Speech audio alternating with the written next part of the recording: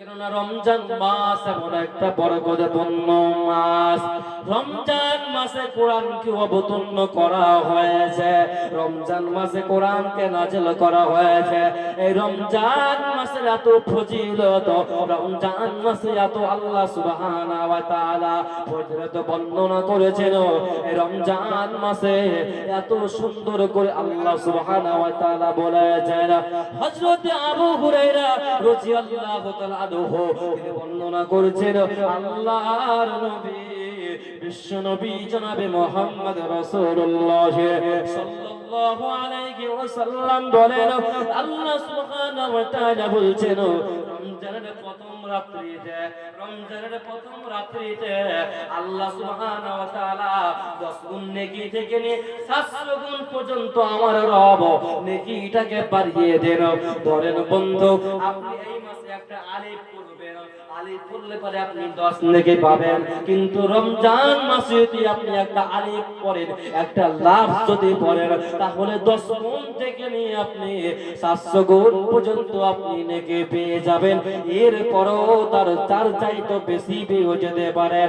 এই জন্য নবীজি বলছেন, পৃথিবীর মানুষ রে, ও পৃথিবীর মানুষ, এই রমজান মাসে বেশি বেশি করে তোমরা কোরআন তেলাওয়াত করবে, রমজান মাসে বেশি বেশি করে দান করবে, রমজান মাসে বেশি বেশি করে তোমরা আল্লাহকে ভয় করবে, আল্লাহর নিকটে তওবা করবে, আল্লাহর নিকটে ক্ষমা চাইবে। কেননা আল্লাহ বলছেন, বান্দা শোনো, আমি আল্লাহ বড় দয়াশীল, আমি আল্লাহ বড় মাকাম দেনওয়ালা, আমি আল্লাহ বড় ক্ষমা করনেওয়ালা। অতএব বান্দা রে, তোমরা আমি আল্লাহর কাছে মাপ চাও, ক্ষমা চাও, আমি রব তোমাদেরকে মাপ করে দেব। বিশ্বনবী বলেছেন, যখন রমজানের প্রথম রাত্রি আসে, তখন জাহান্নামের যতগুলো দরজা রয়েছে, জাহান্নামের যতগুলো গেট রয়েছে, জাহান্নামের যতগুলো দরজা রয়েছে, সমস্ত দরজাকে আমার রব বন্ধ করে দেন, সমস্ত জাহান্নামের দরজাকে বন্ধ করে দেন। আর সেই দরজাগুলো কোনো দরজা খোলা হয় না। আর জান্নাতের যতগুলো দরজা রয়েছে বন্ধু আমার, সমস্ত দরজা খোলা হয়, তার কোনো দরজা খোলা, তার কোনো দরজা বন্ধ করা হয় না। এই জন্য নবী বলছেন, রমজান মাসে বেশি বেশি করে তোমরা আল্লাহর নিকটে তোমরা তওবা করবে, আল্লাহর নিকটে ক্ষমা চাইবে। এই জন্য নবীজি বলছেন, মান সামা রমাজান ঈমানাও ওয়া ইহতিসাবান।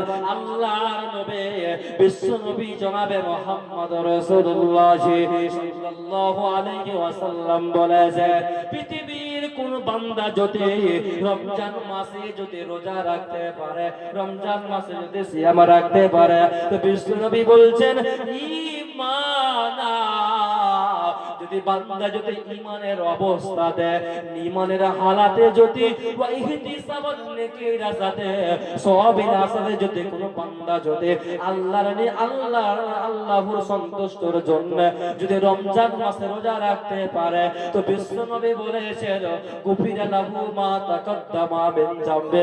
বিশ্ব নবী তার পূর্বের সমস্ত গুনাহকে আমার রব সমস্ত গুনাহকে ক্ষমা করে দেবে। তাহলে রমজান মাসের কত ফজিলত একটু বুঝতে পারছেন। এই রমজান মাসে কোন বান্দা যদি ঈমানের হালাতে এবং নেকির আশা সন্তুষ্টর জন্য যদি কোন বান্দা যদি আল্লাহর জন্য